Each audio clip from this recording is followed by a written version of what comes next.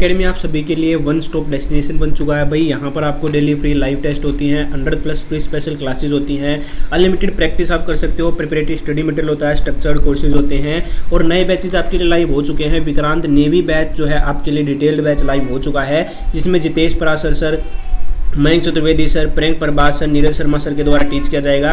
25 तारीख से batch live हो चुका है भाई। इसी प्रकार अग्नि एनडीए 2 बैच भी आपका लाइव हो चुका है। 1500 से ज़्यादा लर्नर्स ने अनअकैडमी की मदद से रेडनो क्वालिफाई भी किया हुआ है। सो यहाँ पर ऑफर भी चले हुए हैं, 12 महीने के साथ 2 महीने का और 24 महीने के साथ 4 महीने का एक्सटेंडेड सब्सक्रिप्शन आपको मिलेगा। और अगर आप एसएसबी भी साथ में लाना चाहते हो तो 20+10% का आपको एडिशनल डिस्काउंट देखने को मिल जाएगा। यहाँ पर आपको simply Unacademy learning app download करना है, navy, air force, NDA category choose करके गेट सब्सक्रिप्शन पर क्लिक करना है, देन टेन्योर चूज करना है, कितने मंथ के लिए आप सब्सक्राइब करना चाहते हो। और यहाँ पर दोस्तों आपको हैव अ रेफरल कोड में एंटर करना है भाई इंडियन। जैसे ही आप इंडियन अप्लाई करते हो आपको इंस्टेंटली 10% का डिस्काउंट देखने को मिल जाएगा।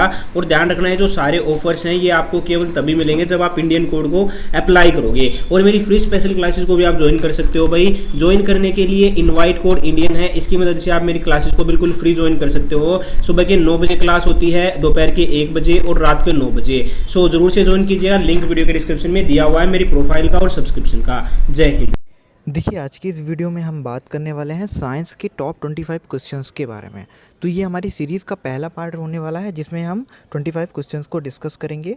ये हमारा पहला पार्ट है। इसी तरह के हम कई पार्ट्स में साइंस को पूरा जो कोस्ट गार्ड के लिए और एमआर के लिए एग्ज़ाम होता है ना, उसको पूरा हम ख़त्म करेंगे। एयरफोर्स वाई ग्रुप के लिए जो होता है, ठीक है, सारे एग्ज़ाम्स को लेकर के हम चलेंगे, जिसमें से आपको गारंटीड क्वेश्चंस मिलेंगे देखने को एग्ज़ाम्स में। और अगर आपने हमारा टेलीग्राम चैनल ज्वाइन नहीं किया है, जिसकी पीडीएफ आपको वहीं पे मिल जाएगी, तो आप टेलीग्राम चैनल इंडियन रोजगार ऑफिशियल नाम से सर्च कर सकते हैं, आपको टेलीग्राम चैनल मिल जाएगा। ठीक है, तो चलिए स्टार्ट करते हैं आज का वीडियो। देखिए, इसमें पहला क्वेश्चन दिया हुआ है कि ताप का एसआई मात्रक क्या होता है। What is the SI unit of temperature, Fahrenheit, centigrade, Celsius या तो फिर केल्विन। तो इसका जो राइट आंसर हो जाएगा वो हो जाएगा ऑप्शन नंबर डी, केल्विन। तो केल्विन जो है वो ताप का एसआई मात्रक होता है, जिसे हम के से रिप्रेजेंट करते हैं। ठीक है, के से हम इसको रिप्रेजेंट करते हैं केल्विन को, जो कि टेम्परेचर का एसआई यूनिट होता है। नेक्स्ट क्वेश्चन देखते हैं। नेक्स्ट क्वेश्चन दिया हुआ है कि कार्य का मात्रक क्या होता है। तो कार्य का मात्रक क्या होता है? कार्य का मात्रक होता है जूल। ऑप्शन नंबर 20 का राइट आंसर होगा। कार्य का मात्रक जूल होता है। अगर हम अदर ऑप्शंस की बात करें तो जो डाइन है वो फोर्स का सीजीएस यूनिट होता है। किसका? फोर्स का सीजीएस यूनिट होता है। वॉट जो होता है वो होता है पावर यानी शक्ति का एसआई यूनिट।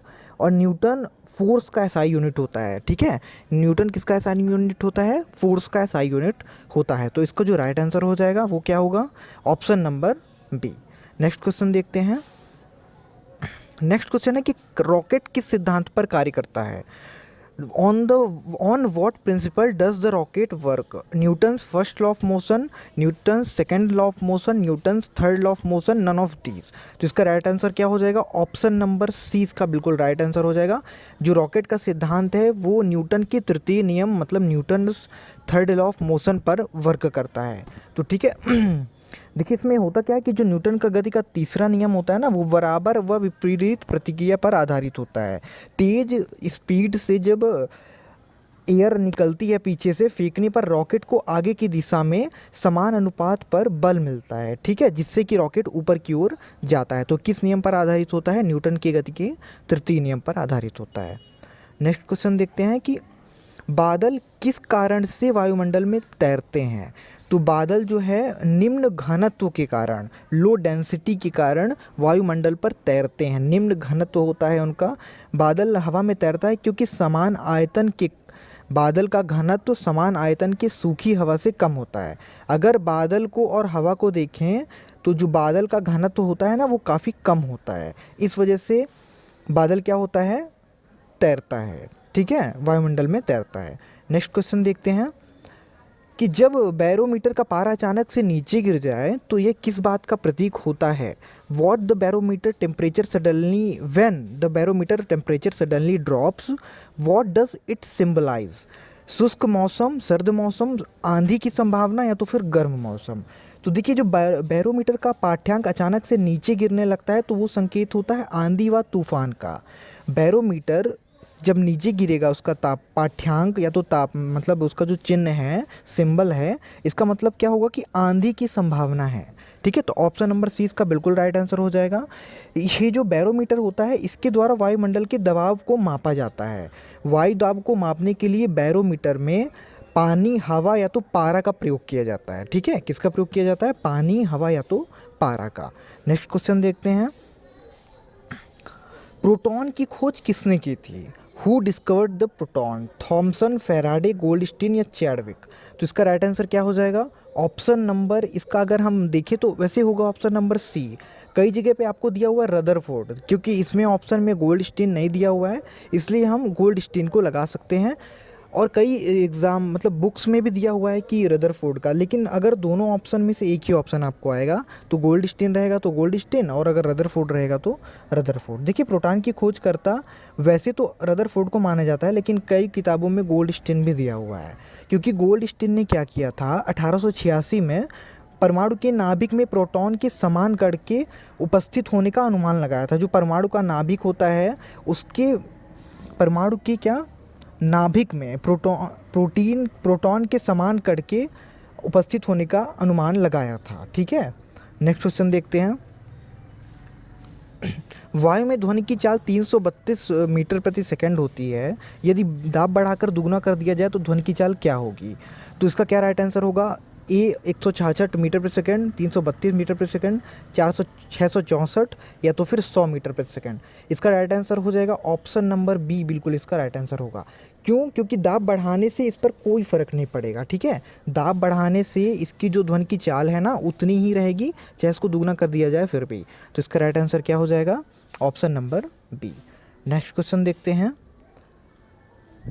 नेक्स्ट क्वेश्चन हमारा दिया हुआ है कि निम्न में से कौन सा तापमान सेंटीग्रेड और फ़ारेनहाइट में एक समान होता है? Which of the following is the same temperature in centigrade and Fahrenheit? तो इसका राइट आंसर क्या हो जाएगा? इसका राइट आंसर हो जाएगा option number B, -40 degree Celsius. क्या होगा? -40 डिग्री सेल्सियस। तो -40 डिग्री सेल्सियस में सेंटीग्रेड और फ़ारेनहाइट का जो तापमान होगा वो बिल्कुल एक समान होगा। नेक्स्ट क्वेश्चन देखते हैं, नेक्स्ट क्वेश्चन हमारा दिया हुआ है, तो हमारा नेक्स्ट क्वेश्चन दिया हुआ है कि अम्लीय घोल का पीएच मान कितना होता है? What is the pH value of acidic solution? तो 7 से अधिक, 7 से कम, 7 या तो फिर 14। तो इसका जो राइट आंसर हो जाएगा वो क्या हो जाएगा हमारा? अम्लीय घोल का जो पीएच मान होता है वो 7 से कम होता है। क्या होता है? 7 से कम होता है। देखिए, जो 7 से कम पीएच वाले सॉल्यूशन होते हैं उन्हें हम अम्लीय कहते हैं, और जो 7 से अधिक होते हैं उन्हें हम क्या कहते हैं? क्षारीय या तो क्षारकीय कहते हैं। ठीक है, एसिडिक हो जाएगा तो क्या? 7 से कम, और अगर क्षारीय होगा तो फिर क्या होगा? 7 से अधिक होगा। ठीक है, नेक्स्ट क्वेश्चन देखते हैं,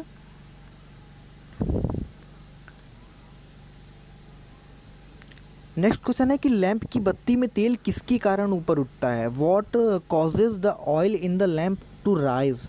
तेल में कार्बोक्सिलिक समूह, तेल में कम श्यानता, अधिक दाब में अंतर, या तो फिर केशिकीय घटना?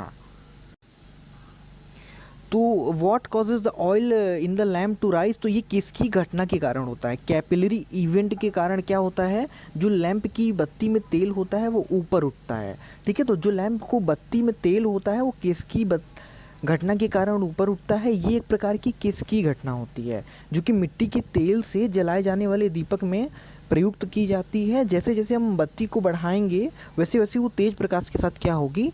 जलेगी। तो इस घटना को ही हम क्या कहते हैं? किसकी घटना यानी कैपिलरी इवेंट कहते हैं। नेक्स्ट क्वेश्चन हमारा दिया हुआ है कि ध्वनि तरंगों की प्रकृति कैसी होती है? What is the nature of sound waves? तो इसका राइट आंसर क्या होगा? विद्युत चुंबकीय, अनुप्रस्थ, अगामी, अप्रगामी या तो फिर अनुदैर्ध्य? तो इसका राइट आंसर क्या होगा? अनुदैर्ध्य, लॉन्गिट्यूडिनल। ठीक है, इसका जो राइट आंसर क्या होगा? लॉन्गिट्यूडिनल। देखिए, जो ध्वनि तरंगों कैसी होती हैं वो अनुदैर्ध्य प्रकृति की होती हैं। तो ध्वनि तरंगे निर्वात से नहीं गुजर सकते। ठीक है, ये पॉइंट आप ध्यान रखिएगा कि जो ध्वनि तरंगे होती हैं वो निर्वात से नहीं गुजर सकती, क्योंकि ध्वनि तरंगों का एक स्थान से दूसरे स्थान तक जाने के लिए माध्यम की आवश्यकता होती है। और ध्वनि तरंगे 3 माध्यम ठोस, द्रव और गैस में ही गमन कर सकती हैं। इनकी चाल, ध्वनि की चाल क्या होती है? ठोस में अधिकतम होती है। ठोस में ध्वनि की चाल क्या होगी, इस चीज़ को आप ध्यान रखिएगा। ध्वनि की चाल ठोस में अधिकतम होगी, गैस में ध्वनि की चाल सबसे कम होगी। ठीक है, गैस में जो होता है वो ध्वनि की चाल क्या होगी, सबसे कम होगी। और वायु में ध्वनि की चाल कितनी होती है, 332 मीटर प्रति सेकेंड। कितनी होगी, वायु में ध्वनि की चाल कितनी होगी, 332 मीटर प्रति सेकेंड। तो इतने पॉइंट्स को आपको ध्यान रखना है। नेक्स्ट क्वेश्चन हमारा क्या है, नेक्स्ट क्वेश्चन है हमारा कि प्रकाश का वेग कितना होता है, what is the speed of light. तो इसका क्या राइट आंसर होगा, ये तो मैक्सिमम लोगों को पता होगा कि 3 × 10⁸ मीटर प्रति सेकेंड, 3 × 10⁸ मीटर पर सेकेंड, इसका बिल्कुल राइट आंसर हो जाएगा। देखिए नेक्स्ट क्वेश्चन क्या है कि निम्न में से कौन सा सर्वोत्तम विद्युत चालक होता है, what is which of the following is the best electric conductor, electrical conductor कौन सा होता है। तो इसका राइट आंसर क्या होगा, ऑप्शन नंबर ए बिल्कुल राइट आंसर होगा, चांदी यानी सिल्वर। ठीक है, तो जो विद्युत चालक क्या होता है, वे पदार्थ होते हैं जिनसे होकर विद्युत धारा आराम से जा सकती है। ठीक है तो जिनसे होकर विद्युत धारा आसानी से जा सकती है उन्हें क्या कहते हैं, विद्युत चालक कहते हैं। और इसमें से सबसे अच्छा विद्युत चालक कौन सा होगा, चांदी यानी सिल्वर। ठीक है, नेक्स्ट क्वेश्चन देखते हैं हमारा कि 1 माइक्रोन कितने मीटर के बराबर होता है, how many meters are in a micron, 1 micron में कितने मीटर होते हैं। तो इसका जो राइट आंसर हो जाएगा वो क्या होगा, ऑप्शन नंबर सी, 10⁻⁻6, 10⁻⁻6, इसका बिल्कुल राइट आंसर हो जाएगा। नेक्स्ट क्वेश्चन देखते हैं कि जीव विज्ञान का जनक किसे कहा जाता है, who is called the father of biology, Lamarck, Darwin, Newton या तो फिर अरस्तु। ठीक है, तो इसका राइट आंसर क्या होगा, अरस्तु। अरस्तु को ही जीव विज्ञान का क्या कहा जाता है, पिता कहा जाता है। तो जीव विज्ञान का पिता किसे कहा जाता है, अरस्तु को कहा जाता है। ठीक है, इस चीज़ को आप बिल्कुल ध्यान रखिएगा। नेक्स्ट क्वेश्चन हमारा कि वाष्प की गुप्त ऊष्मा का मान कितना होता है, जो वाष्प होता है उसकी गुप्त ऊष्मा का मान कितना होता है। तो उसकी गुप्त ऊष्मा का मान होता है 536 कैलोरी। ठीक है, 536 कैलोरी, इसका राइट आंसर हो जाएगा ऑप्शन नंबर सी, वाष्प की गुप्त ऊष्मा का मान कितना होता है, तो 536 होता है। ठीक है, नेक्स्ट क्वेश्चन देखते हैं। देखिए वायु की गति को किसके द्वारा मापा जाता है, what is the speed of measured wind, जो वाइंड की स्पीड होती है वो किसके द्वारा मेज़र की जाती है। तो वो मेज़र की जाती है एनीमोमीटर के द्वारा। किसके द्वारा मेज़र की जाती है, एनीमोमीटर के द्वारा हवा की गति को, वायु की गति को मापा जाता है। इसका बिल्कुल राइट आंसर हो जाएगा। नेक्स्ट क्वेश्चन देखते हैं कि एक कटा हुआ हीरा जगमगाता हुआ क्यों दिखाई देता है, why does a cut diamond appear to sparkle, प्रकाश के शोषण के कारण, पूर्व आंतरिक परावर्तन के कारण, आंतरिक संरचना के कारण या तो कुछ अन्य गुणों के कारण। तो इसका जो राइट आंसर हो जाएगा वो क्या होगा, due to total internal reflection, पूर्ण आंतरिक परावर्तन के कारण जो एक हीरा होता है ना वो जगमगाता हुआ दिखाई देता है, पूर्ण आंतरिक परावर्तन के कारण।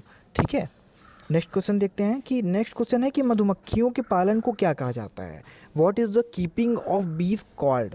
तो इसे क्या कहते हैं, एपीकल्चर कहते हैं। क्या कहते हैं, एपीकल्चर कहते हैं। एपीकल्चर किसको कहते हैं, मधुमक्खियों के पालने को बीइंग कीपिंग ऑफ बीज क्या कहलाता है, एपीकल्चर कहलाता है। कीपिंग ऑफ बीज क्या कहलाता है, एपीकल्चर। इसका राइट आंसर क्या होगा, option number C. Next question हम देखते हैं। नेक्स्ट क्वेश्चन है कि यदि किसी तार की त्रिज्या आधी कर दी जाए तो उसका प्रतिरोध क्या होगा।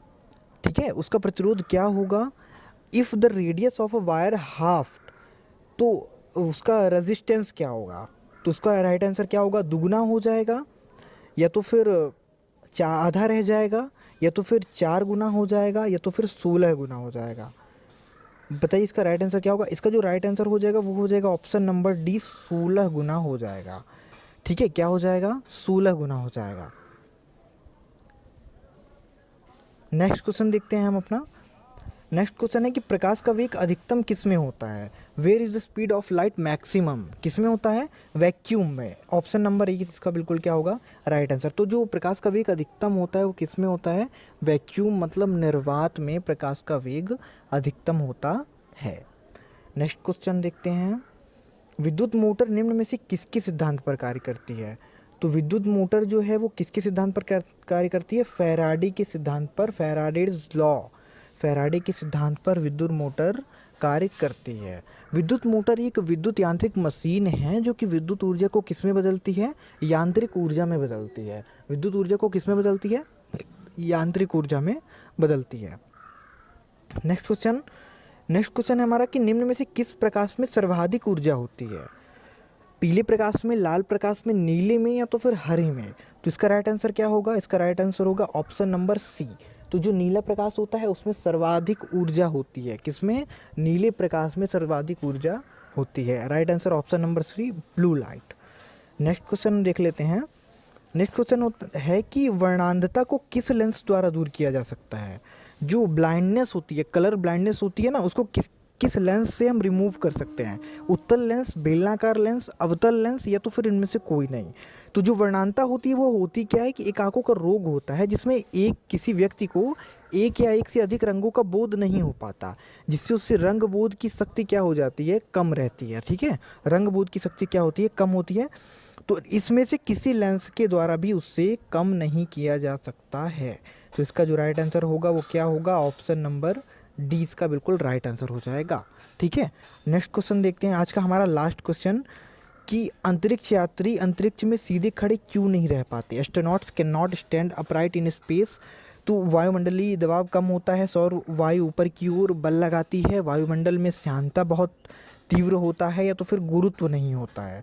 तो गुरुत्वाकर्षण बल के कारण ही ग्रेविटी बहुत ज़्यादा डिफरेंस रहता है अर्थ की वजह से, अर्थ से और उसमें स्पेस में। ठीक है, इस वजह से क्या होता है, वो सीधे खड़े नहीं रह पाते हैं। ठीक है, क्योंकि वहाँ पे ग्रेविटी का जो ग्रेविटी है, गुरुत्व ही नहीं होता, गुरुत्व बहुत कम होता है, ग्रेविटी नहीं होता है, no gravity, there is no gravity. Option number इसका बिल्कुल डी क्या हो जाएगा? राइट आंसर हो जाएगा। तो ये हमारा आज का वीडियो था जिसमें हम 25 क्वेश्चंस को डिस्कस किए हैं। नेक्स्ट वीडियो आपको कल मिल जाएगा। आप चैनल को सब्सक्राइब करके बेल आइकन को ज़रूर प्रेस कर लीजिएगा, जिससे आपको डेली 25 क्वेश्चन साइंस के और 25 क्वेश्चन जीके और करंट अफेयर के मिल सकें। मिलते हैं जल्दी ही नेक्स्ट वीडियो में, तब तक के लिए धन्यवाद।